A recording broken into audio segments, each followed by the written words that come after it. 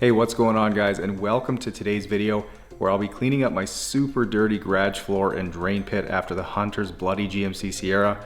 So let's take a look at what the truck looked like.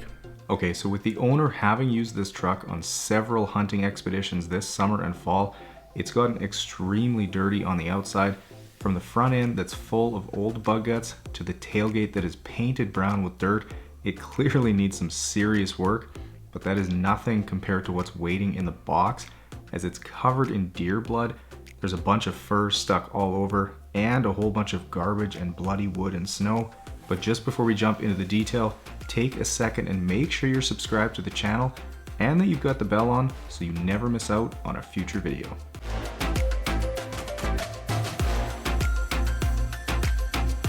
Alright, so I figured I couldn't possibly make this garage cleanup video without including and showing you a little bit of the pressure washing that was the cause of all the mess. And if you haven't already seen the main channel video of this detail, you should definitely give that a look. And stay tuned, as there will be a full clean with me episode coming soon of this detail, including some extraction footage, as I know you guys have been wanting to see that.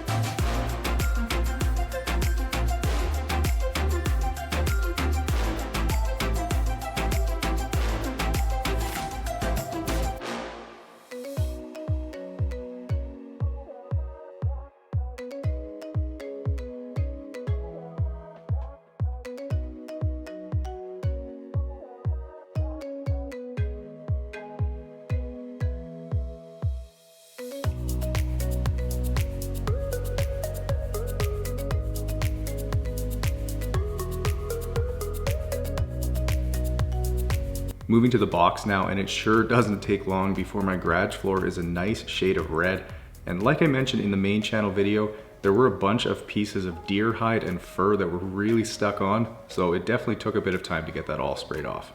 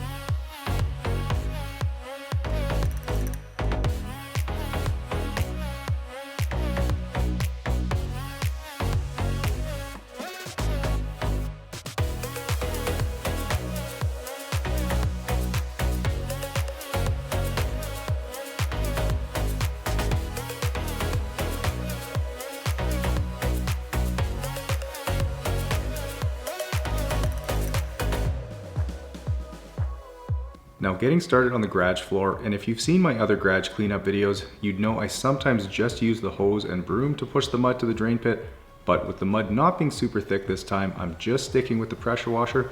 And if you're wondering, yes, this is just as fun as it looks.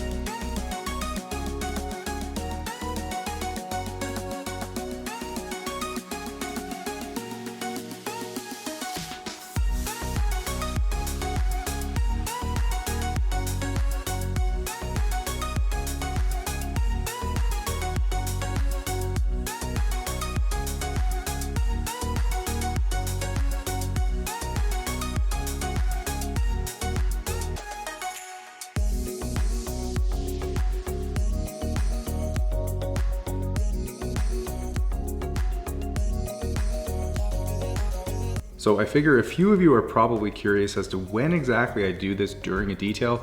And so typically once I've got the vehicle washed and dried, I'll back it out and clean the floor quick so that I'm not working on a dirty floor and tracking mud all around my garage. And like I mentioned in the last one of these, water is pretty cheap around here, and this is in no way wasting water, as that seems to be one of the most popular comments on these videos. I am paying for every drop that I use, and it all gets treated and reused, as water is a renewable resource.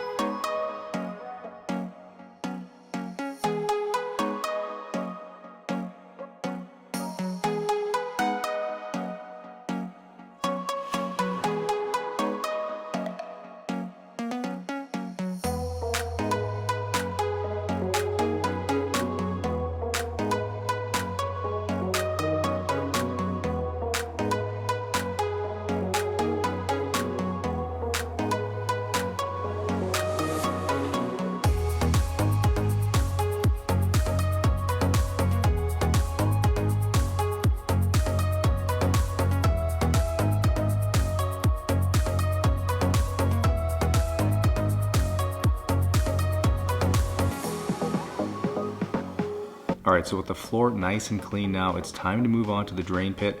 And obviously with all the mud, it completely filled it up. And I know there's going to be some people out there who are thinking, why not just use a shop vac to suck it out? But I can assure you that wouldn't work. It would be a perfect way to clog and ruin a shop vac, as you guys saw just how thick this mud is. But honestly, I just really have no use for a shop vac and truly don't want one sitting in my garage taking up space. So for the 10 or 15 minutes this takes me to do, I'm perfectly okay scooping this mud out by hand.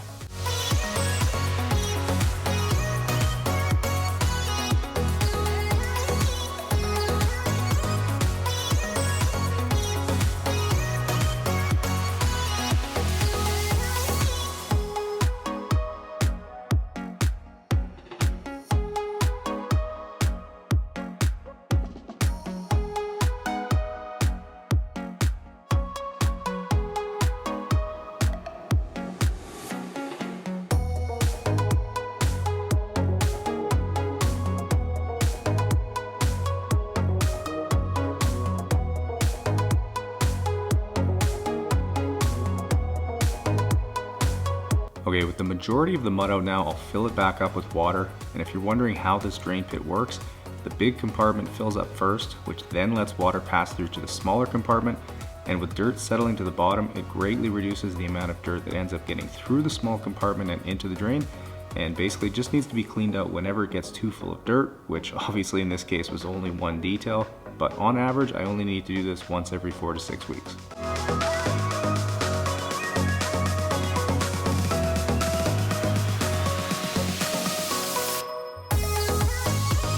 Alright, with the job done now, I'll simply run a whole bunch more water through it to flush out as much of the dirty water as I can.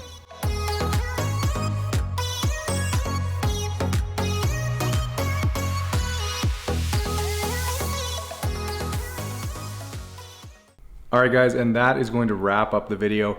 If you enjoyed this one, make sure you hit the thumbs up button, subscribe to the channel if you haven't yet, enjoy the guitar outro, and I'll see you guys in the next one.